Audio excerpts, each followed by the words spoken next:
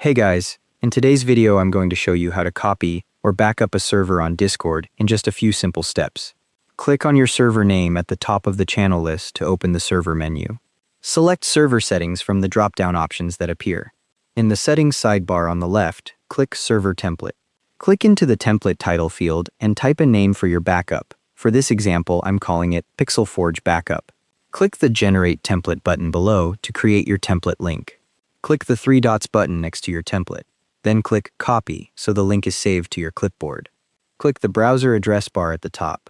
Paste in your template link. It'll look something like discord.new/ and a string of letters and numbers. Then press Enter. The template opens in Discord, showing you a preview of all the channels and roles that will be copied. Name your new server and click Create to finish.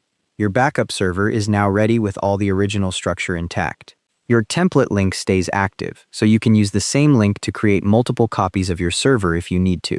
If you want to remove a template after you've created it, go back to Server Template in your settings and click the three dots next to it, then select Delete Template.